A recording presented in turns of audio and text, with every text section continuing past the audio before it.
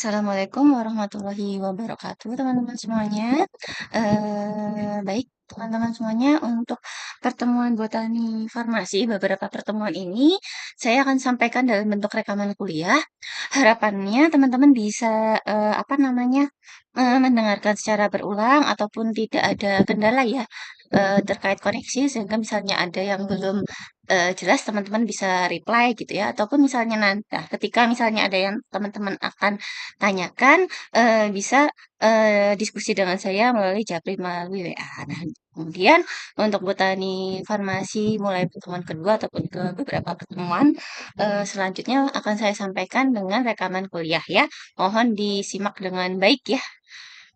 Oke, untuk pertemuan kali ini saya akan membahas mengenai sel dan jaringan tumbuhan ya, oleh saya sebagai pengampu, mata kuliah botani farmasi.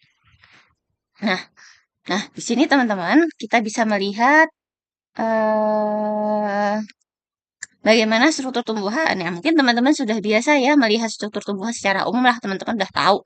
Biasanya ada akar, batang, daun, yang paling utama tuh di situ. Terkait apakah ada bunga atau buah itu biasanya sebagian besar memiliki, tapi mungkin ada tumbuhan-tumbuhan yang memang tidak memiliki bunga dan buah ya, seperti itu. Tapi secara umumnya yang paling pokok adalah ada akar, batang, daun. Kemudian bunga, buah, dan biji itu termasuk organ khusus tumbuhan. Kemudian organ dasar tumbuhan memiliki bermacam bentuk, ukuran, dan fungsi, serta variasi organ memungkinkan tumbuhan dapat beradaptasi pada lingkungan. Nah, kemudian kita bicara tentang struktur sel tumbuhan. Nah, teman-teman mungkin sudah mendapatkan mata kuliah biologi sel molekuler ya.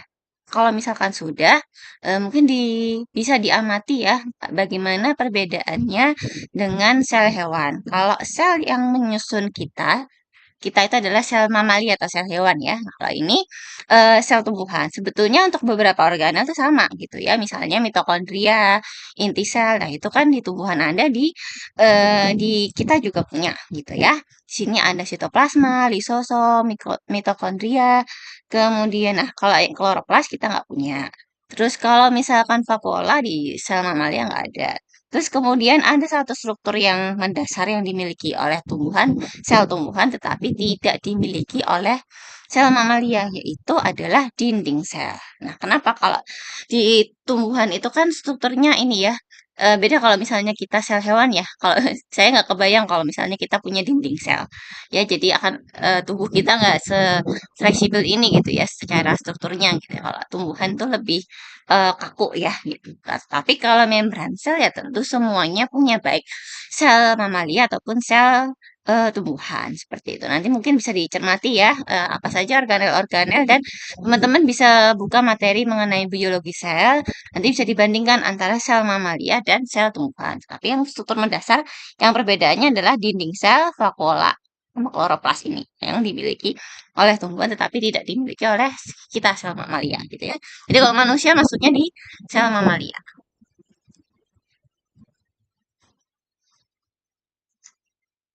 Nah, yang pertama ini adalah dinding sel. Nah, kalau dinding sel pada tumbuhan itu merupakan struktur sel yang paling mencolok dilihat dari bawah mikroskop nanti. Biasanya kalau di bawah mikroskop itu nanti teman-teman bisa melihat itu ya. Nah, dinding sel pada tumbuhan itu memiliki fungsi dalam mempertahankan turgor atau tekanan dinding yang mempertahankan potensial air dan berfungsi dalam mekanisme pengangkutan air mineral pada tumbuhan. Nah, di sini strukturnya dinding sel itu adalah selulosa ya. Ada hemiselulosa, kemudian selulosa mikrofibril. Nah, intinya sama ada pektin. Nah, ini selulosa, terus kemudian pektin, mikrofibril ini merupakan karbohidrat ya, dari karbohidrat tapi yang dia kompleks gitu ya. Gitu. Nah, ini ya. Ini untuk dinding sel.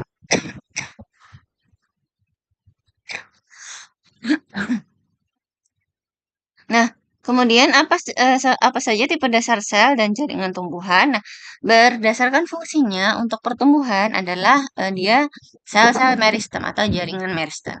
Meristem. Kemudian ada yang berfungsi sebagai penyokong, yaitu jaringan atau sel-sel parenkim, kolenkim, dan sklerenkim. Kemudian untuk transport adalah silem dan floem. Nanti akan ada bedanya ya, silem untuk apa dan floem untuk apa. Nah, bagaimana anatomi tumbuhan? Nah, pada dasarnya tumbuhan itu tersusun dari jaringan meristem dan jaringan permanen. Nah, di sini untuk permanen fundamental tisu adalah merupakan simple tisu atau jaringan yang sederhana yang tersusun dari satu jenis sel. Nah, di sini ada parenkim, kolenkim, dan sklerenkim. Nah, untuk apa namanya jaringan parenkim itu karakteristiknya merupakan sel-sel yang belum terspesialisasi dengan dinding sel yang tipis ya. Terus kemudian untuk kolenkim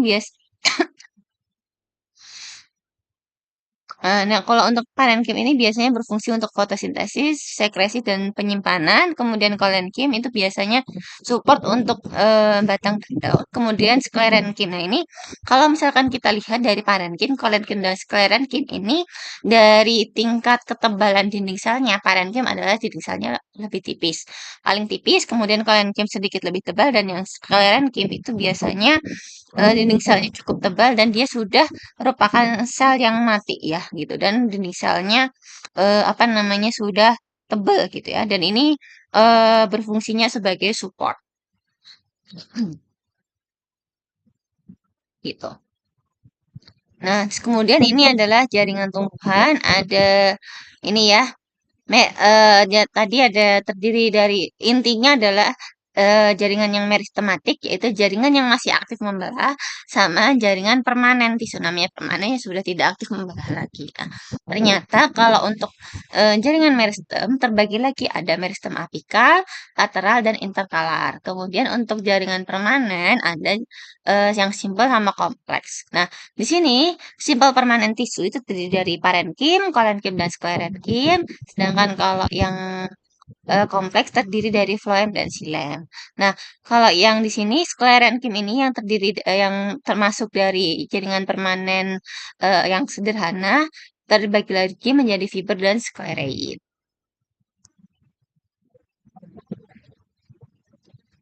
Terus kemudian yang di sini saya jelaskan lagi ya merupakan jaringan meristem. Nah, jaringan meristem ini terdiri atas sel-sel yang masih aktif membelah ya. Saya ulang lagi tadi masih aktif membelah ya. Berarti kalau untuk sel-sel yang aktif membelah fungsinya untuk apa? Yaitu untuk pertumbuhan. Baik untuk pertumbuhan ke atas ataupun ke samping. Nah, nah meristem itu biasanya dia berlokasi pada ujung-ujung batang dan cabang, akar, dan pada daerah batang di mana daun melekat pada batang atau aksiler. Gampangnya di bagian pucuk atau ketiak ya. Nah, kalau meristem di tumbuhan berkayu itu dia biasanya berada di antara xilem dan floem.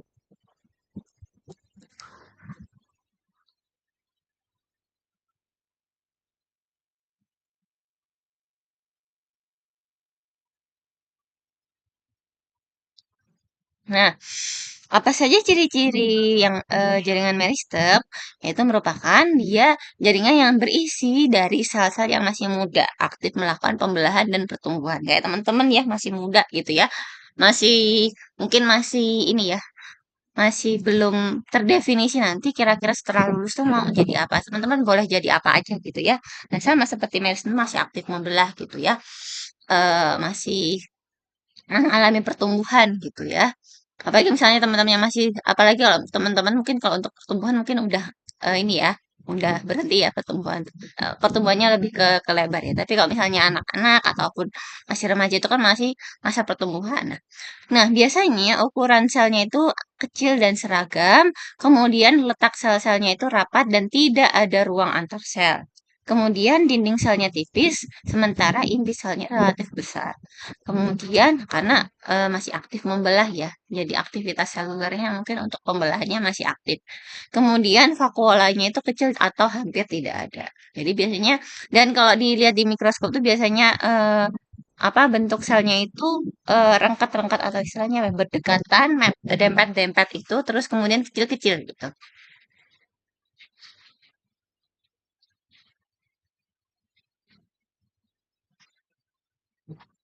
Kemudian tipe jaringan pada meristem disebut jaringan meristematik. yang merupakan satu-satunya tipe jaringan pada tumbuhan yang memproduksi sel-sel baru secara mitosis.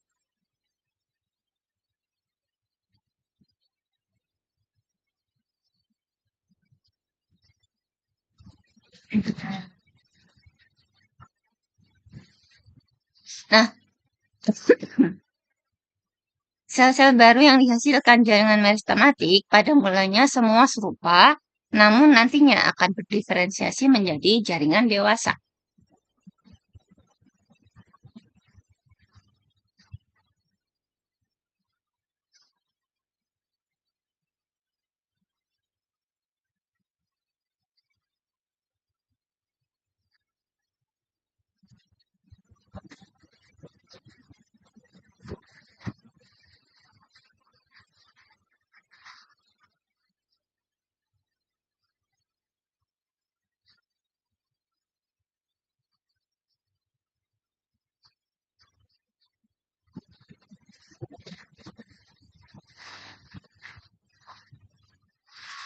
Nah, apa itu diferensiasi? Nah, diferensiasi itu merupakan perubahan spesialisasi secara morfo ataupun fisiologi.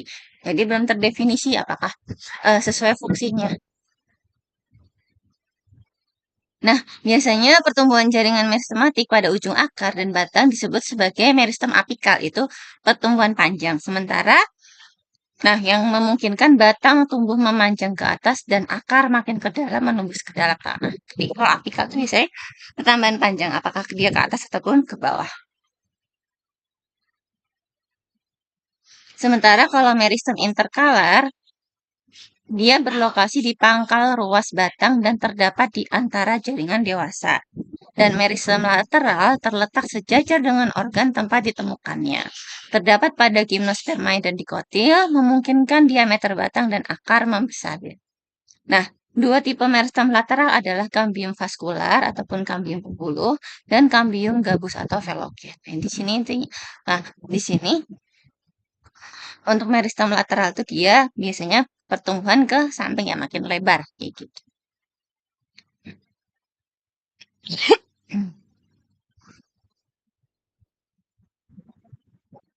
Sementara biasanya kalau meristem interkalar, dia berlokasi di pangkal ruas batang dan terdapat di antara jaringan dewasa. Nah, kemudian tadi ada jaringannya masih muda dan aktif membelah ya, sementara ada namanya jaringan permanen atau jaringan dewasa. Nah, jaringan dewasa merupakan jaringan yang terbentuk dari hasil diferensiasi sel-sel yang dihasilkan oleh jaringan meristem. Nah, diferensiasi membuat jaringan dewasa memenuhi suatu fungsi tertentu atau sudah terspesialisasi. Apakah sudah apa namanya memiliki fungsi masing-masing ya sudah terspesialisasi atau sudah memiliki fungsinya tersendiri sesuai tugasnya masing-masing.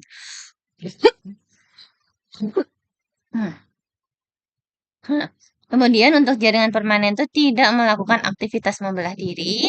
Terus kemudian untuk ukuran sel relatif lebih besar daripada sel meristem. Kemudian vakuolnya berukuran besar. Kemudian dinding selnya biasanya lebih tebal atau mengalami penebalan. Kemudian sel kadang telah mati atau tidak ada protoplasma. Kemudian bisa terdapat ruang antar sel kecuali pada epidermis.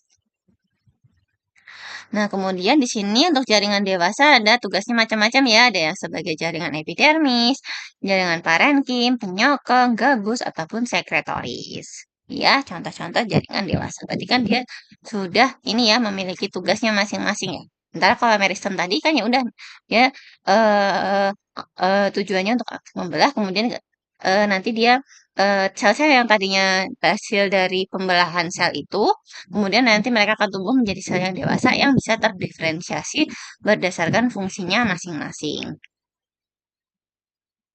Kemudian di sini ada jaringan epidermis. Nah, ini biasanya terdapat pada permukaan seluruh bagian tubuh tumbuhan yang berfungsi untuk melindungi jaringan di dalamnya. Biasanya kalau di daun itu ada terdapat stomata, trikoma, sel kapas, sistolit, sel silika, dan sel gabus. Nah, ini adalah contoh dari epidermis daun ya, biasanya di bagian permukaan seperti ini.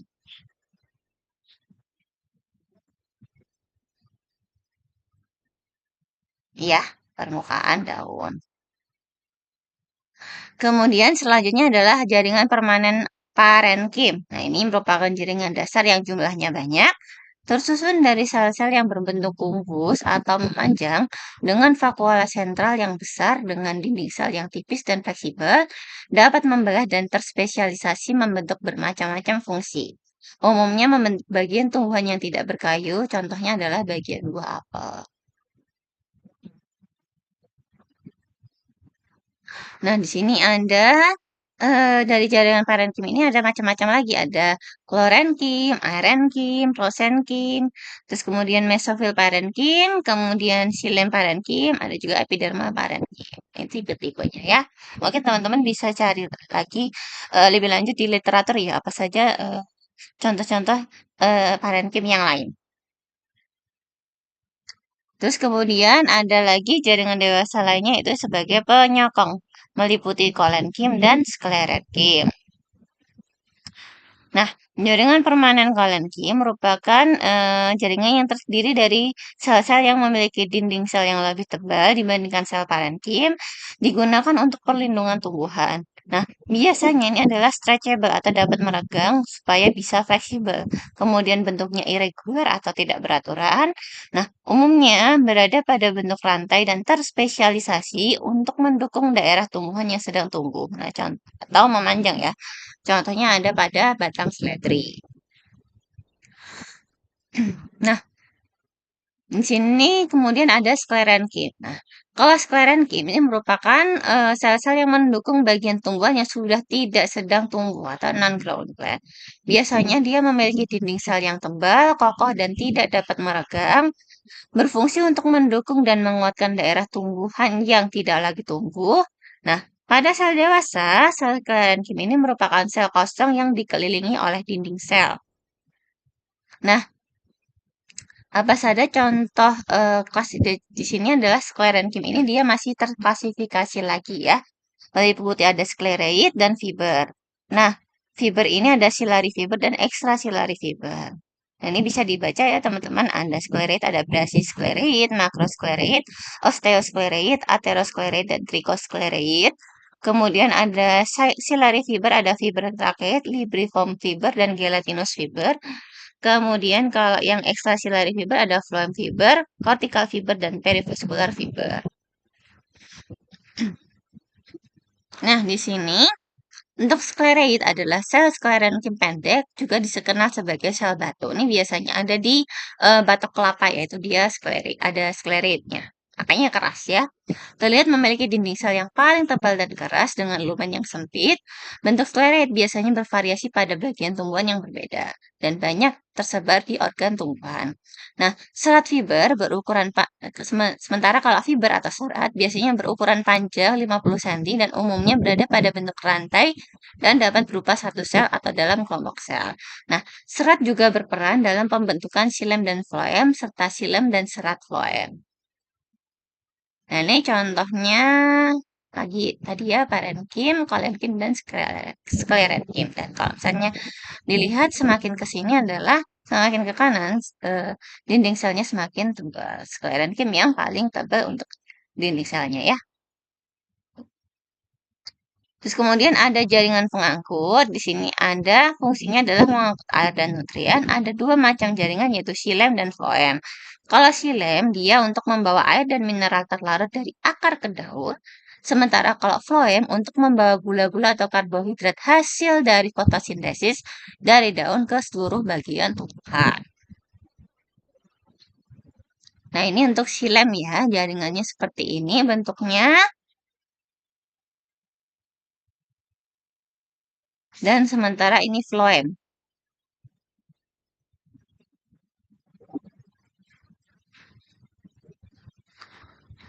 Nah, ini kalau misalkan kita melihat penampang, nanti mungkin di semester depan ya teman-teman, kalau ada praktikum farmakognose, nah itu teman-teman bisa melihat, kalau teman-teman bikin preparatnya betul, kita bisa melihat nih, apa namanya, penampang, biasanya penampang melintang, nanti kita bisa melihat mana itu epidermis, kemudian korteks, kemudian kambium, terus xilem dan floem. Nah, xilem itu biasanya letaknya lebih dalam dibandingkan floem, ya, karena dari apa, kalau floem itu biasanya lebih, eee, lebih dekat, dari daun, nanti kan dia, mengalirkan hasil fotosintesis ke seluruh tubuh, ke sini, ke mana-mana. Sementara kalau silem itu letaknya dari dalam, dia mengangkut air dan unsur hara dari, eee apa namanya, dari dalam tanah. Di sini kan alirannya ke sini, sementara kalau floem alirannya ke sini, ke mana-mana.